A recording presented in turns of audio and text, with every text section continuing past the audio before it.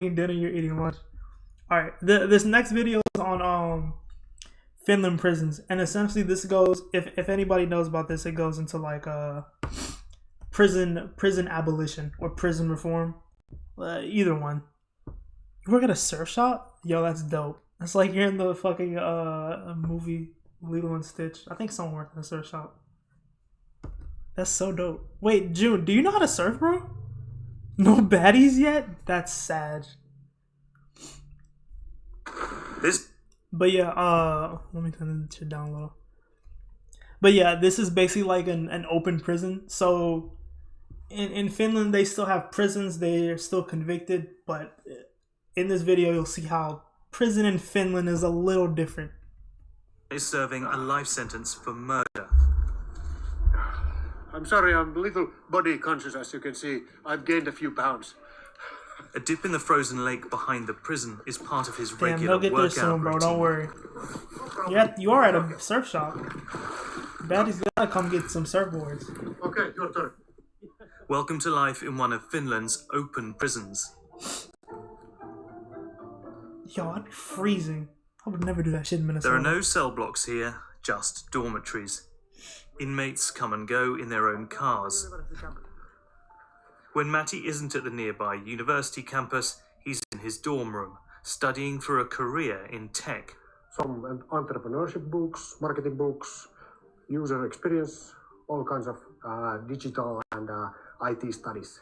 And we have this kind of normality principle that prisoners should be treated equally, even though they are prisoners, but they should have access to same services and rights as I mean, other Finland citizens. prisons are like better than some of our houses.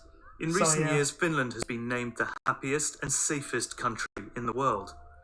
Citizens here enjoy generous public benefits, universal healthcare, subsidized daycare for children, and free college tuition. I've watched some of this before. I didn't finish the whole video. Promotional films like this, produced by Finland's Criminal Sanctions Agency, document how prisoners are eased back into society, with work opportunities and help from counsellors. And the incarceration rate here is one of the lowest in Europe. So the difference in like America and like Finland is, when we put someone in prison, they're essentially never coming out, and they are not treated as a human being. If they ever are released, they can't vote, they can't get a decent job. I mean, there aren't really many for normal people anyway, but they're not given any like retraining or social reform to get back into society, and they're not going to be treated or seen as as like me or you would be if we were to like go to the movies or try to get a job or whatever. The education's better. Yeah, I mean, like, they're the happiest country in the world, so their education's better. They have healthcare system. I mean, this is one of the things I'm getting at. When you don't have to, when your government provides these things and you don't have to worry about like paying for like a life surgery or paying for like medicine you need to live, you're probably gonna be a little happier that you don't have to worry about that shit. And so essentially in this video we're gonna see like they're still sentenced to jail. So I think they can go home sometimes, but they come back and they're essentially retaught things. They're taught like technology skills so they can go back into the place and be productive to society. A quarter of what it was in 1950. In Finland, only 1 in 3 former convicts ends up back in prison.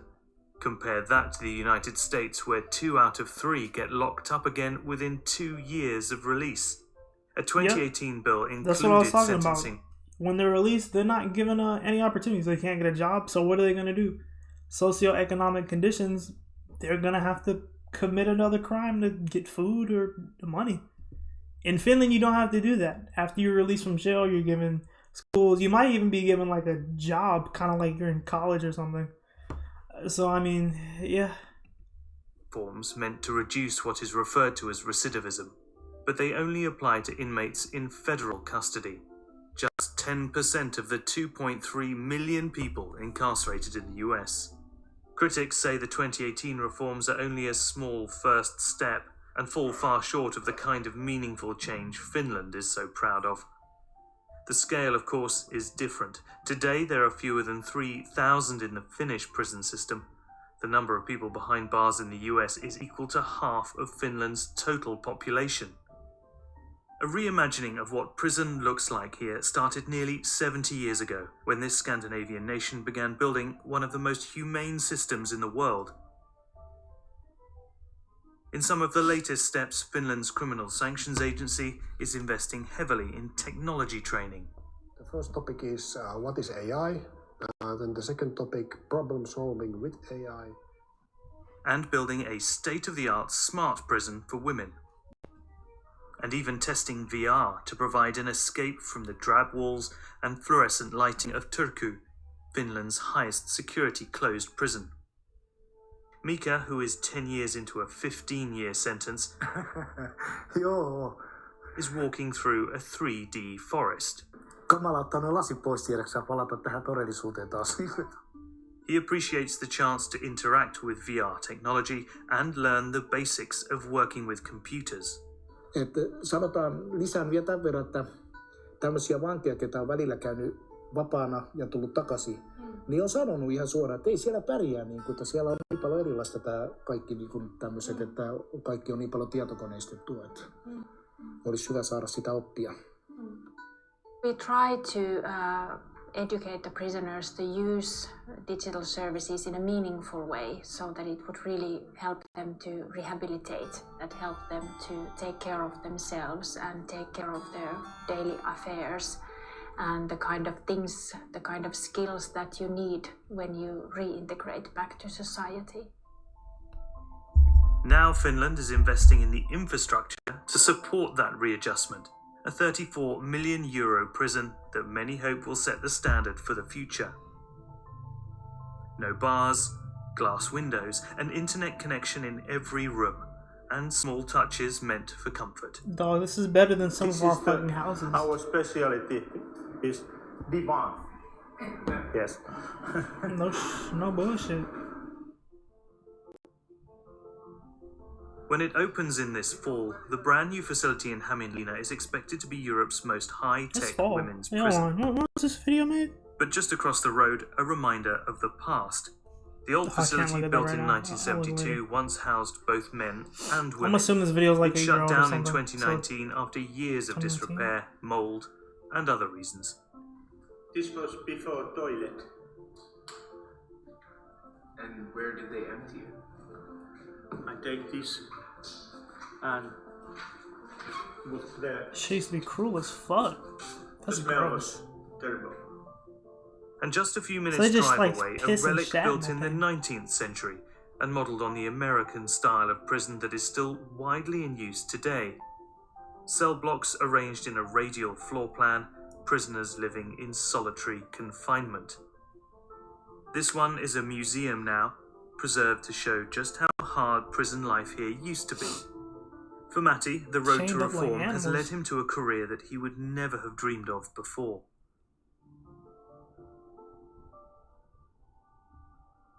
He connected with Reactor, a digital agency that designs online education courses. When they heard he was participating in this story, they invited him to give some feedback on the program. I'm eager to hear, what did you think about the first course? What was your general impression about it? It was shown quite simply what is AI, what isn't AI. So that was really good, and kind of like show that it's not about magic. Seeing him in this meeting, it's easy to forget that Matti is still serving out his sentence for murder. In that time, he hopes to complete a university degree and start a business. One way to get kind of like employed is, of course, self-employment. So, and I want to stop before it ends. Because he was convicted of murder. So I want to say that one thing that's important to understand is a lot of you might have a reverse reaction to that. You might think, why the hell is he like just chilling here in a suit because he committed murder?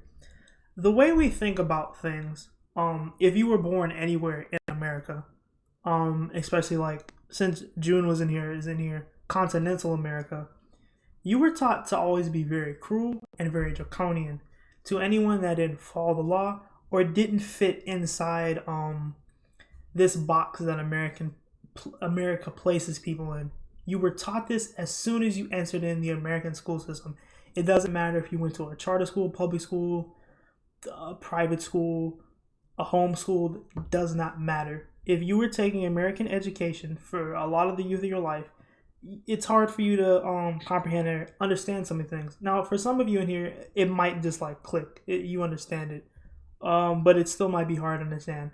But this is the ethical way to actually treat people. So, although he committed murder, the reason that Finland kind of changed the way they do things is because you can't just say, okay, he committed murder. Why did he murder people? Why do people murder people sometimes? The simple answer to this is socioeconomic conditions. They murder people that are violent crimes because they need money, and other people are holding on to that. And when people talk about black on black crime, it's not a real thing. Most black people live around other black people. Same with other races or ethnicities in America or anywhere else in the world. You usually live next to people who are like you. So if you're poor and you need something, you're going to take from people that are closest to you. If I live in a neighborhood with other black people and, you know, I need money, I'm poor, I can't get a job or whatever, it's likely that if I commit a crime, it's going to be against other black people. And for Finland, they kind of look at it as like, okay, so what's wrong with our society? Why was this guy pushed to commit murder? Because Finland's still a pretty good place.